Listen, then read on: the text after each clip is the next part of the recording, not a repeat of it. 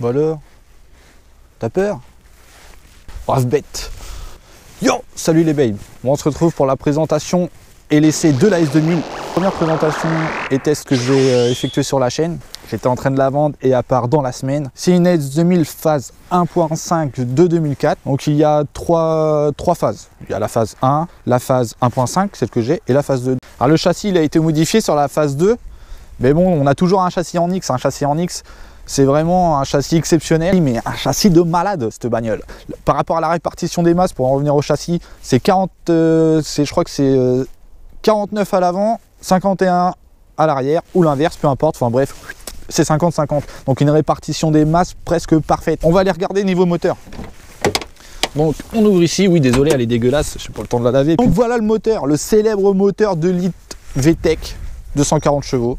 C'est un putain de moteur, il a été élu meilleur moteur du monde 4 années de suite quand même. Pour un 2 litres, c'était le meilleur, il n'y avait pas mieux en moteur Atmo. 120 chevaux litres. Ils ont détrôné ce record là avec la 458 Italia, je crois, un truc comme ça. Le moteur il est tellement bien exploité que c'est limite si tu rajoutes des pièces, tu perds en puissance. Donc le Cayenne, ça se trouve je perds en puissance, je sais pas, mais le seul truc que je sais, c'est si tu mets un Pufo, les Pufo, bon, c'est une fortune, hein. T'en as à tous les prix, mais je crois que c'est dans les 500-600 voire plus. Là tu gagnes avec ça, là tu es sûr de gagner. Avec ça, je ne sais pas. On peut parler des défauts au passage vite fait par rapport au moteur. Donc il y a le tendeur de chaîne qui est un des défauts de ces moteurs là. Le roulement là il claque, ça fait des cliquetis à la con. Et aussi le filtre, des fois il se barre. Il se dévisse, boum il se barre et puis bah au revoir le moteur. Mais vous inquiétez pas les gars, il y a de quoi faire pour réparer tout ça, pour améliorer ça. Donc il y a des tendeurs de chaîne Toda qu'on peut remplacer, c'est vite fait, en 15 minutes il est remplacé. Et pour le filtre, c'est un stop filtre, un truc à la con qui coûte 16 €. Après au niveau de défaut, c'est un moteur super fiable. Faut juste mettre de l'huile assez souvent, faut faire attention parce que dès que tu tapes dans le VTEC, ça consomme autant d'huile que d'essence. On va rester sur les défauts, tiens. Sur les ailes là, paf, paf, paf, de la rouille. Bon je sais c'est une RHD, mais même sur les LHD ça arrive. Je vais vous expliquer pourquoi tout de suite. Donc voilà. Ils ont été ingénieux chez Honda. Bon, surtout, tu vois là, tu as des baguettes là. Tu as des baguettes. Oui, là aussi elle est rouillée. Tu as des baguettes et si tu veux, quand l'eau s'infiltre à l'intérieur, normalement ça doit s'échapper, mais avec ces baguettes là, ça stagne. Et qui dit eau contre ferraille, oui. Bah, le mieux ce qu'il y a à faire, c'est soit tu les supprimes, soit tu les laisses. Je sais même pas pourquoi ça existe. Peut-être pour renforcer l'aile, hein, je sais pas. Soit tu les enlèves et puis bah, tu essuies souvent. Qu'est-ce qu'il y a d'autre comme défaut? Bah, il n'y en a pas d'autres. Il n'y a pas d'autres défauts, ça c'est les défauts de chez les S2000. Putain, elle est dégueulasse ma caisse. Qu'on peut voir sur celle-là, donc j'ai une Nvidia Q300 double sortie avec son décata en 70 mm il me semble. Donc autant dire que ça fait un barouf de fou.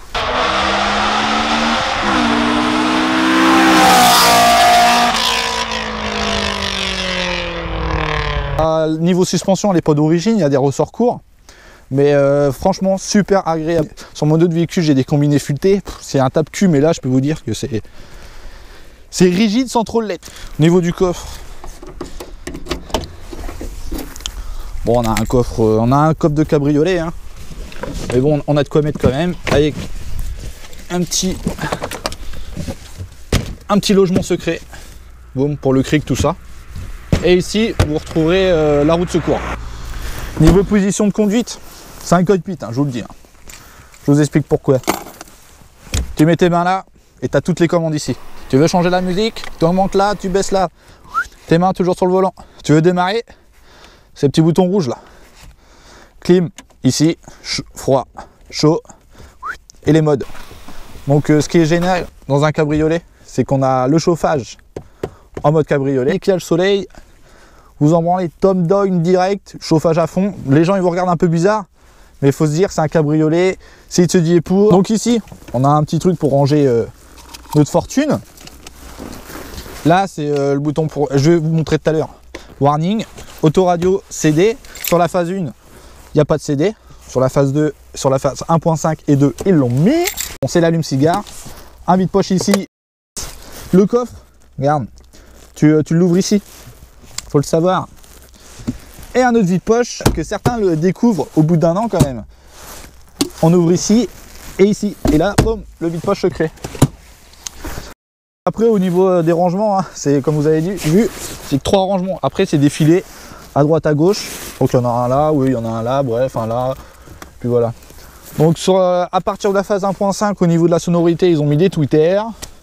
Mais bon, je vous le dis, moi j'ai jamais mis de CD dedans. Juste la radio de temps en temps, sinon c'est le VTEC qui me fait la musique.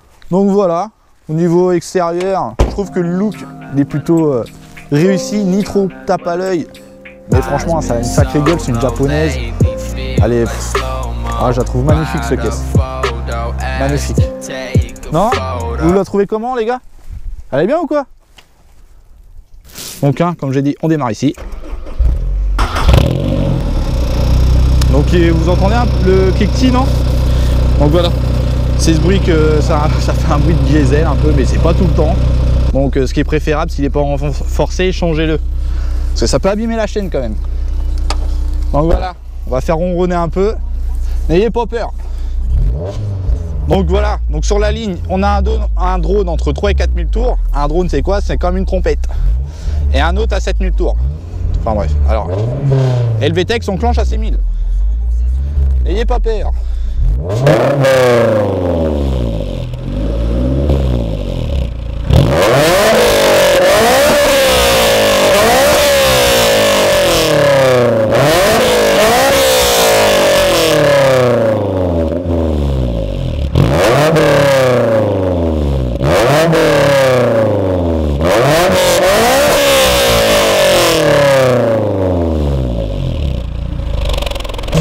Voilà.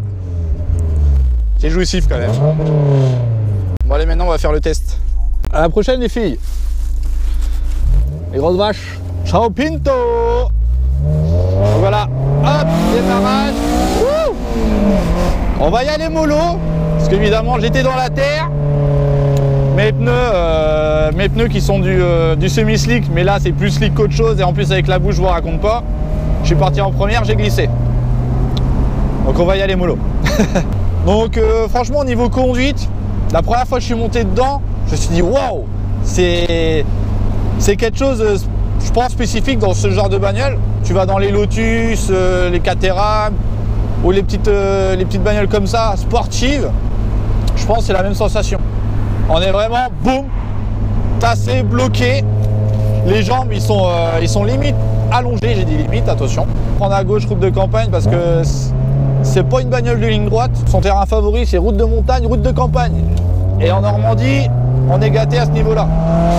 Écoutez ce son-là. Comme je vous ai dit, châssis en X.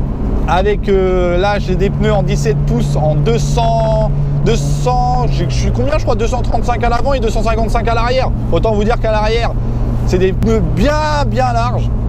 Et en semi-slick, c'est une tuerie quoi.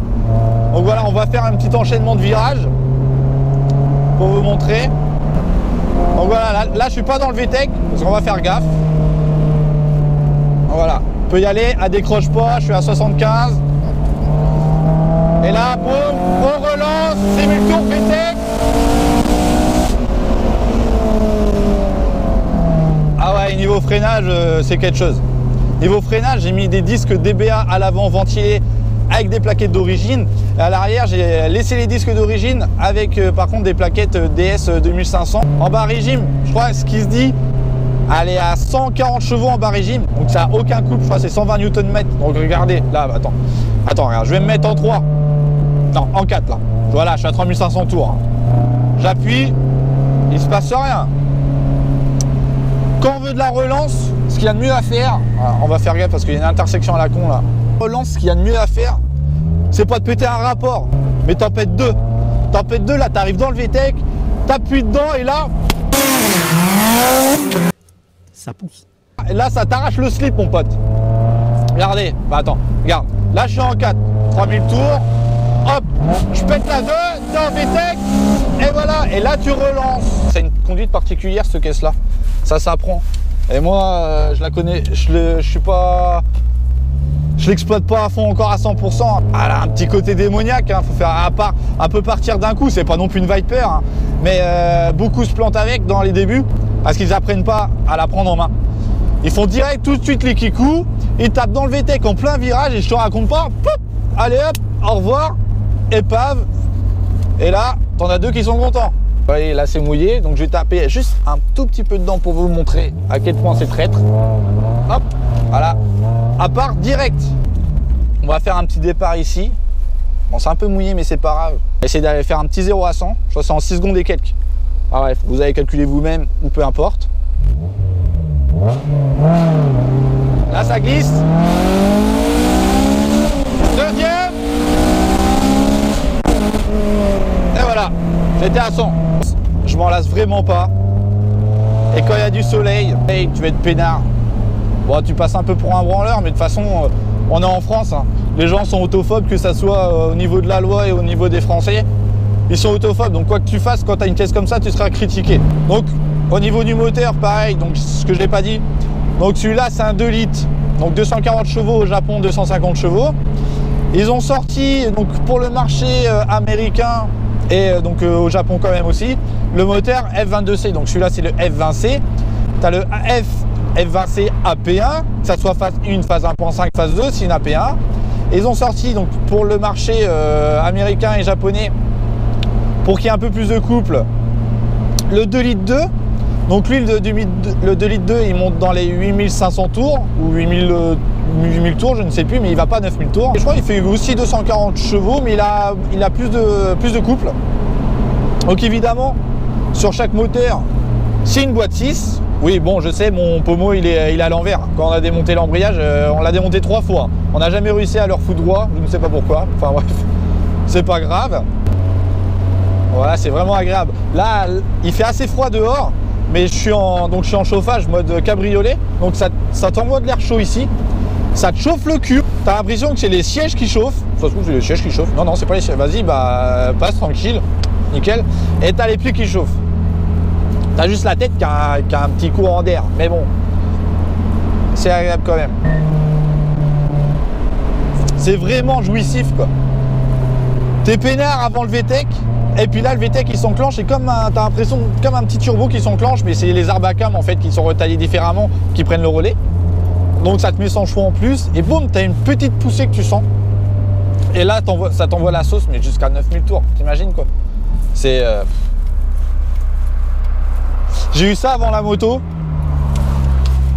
Et franchement, on peut pas dire que c'est similaire.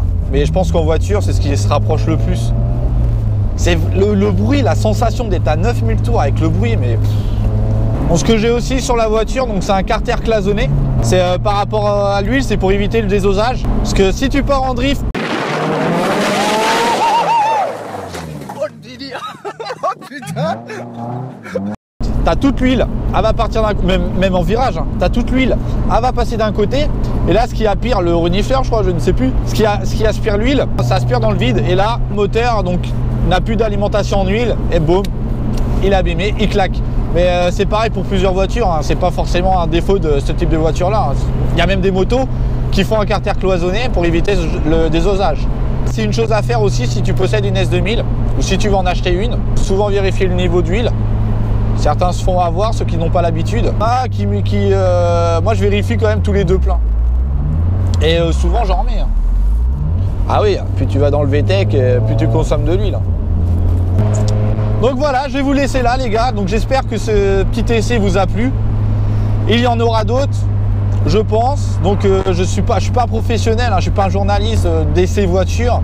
J'y vais avec mes mots, j'y vais au feeling. Bon là ça va parce que je la connais, ça fait 3 ans que je la possède, donc je connais un peu le modèle.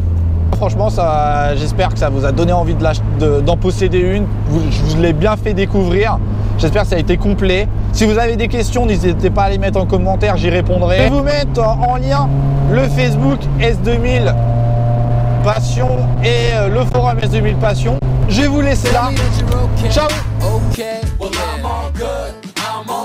They told me there was no way. They misunderstood. Yeah. We gon' party and bullshit.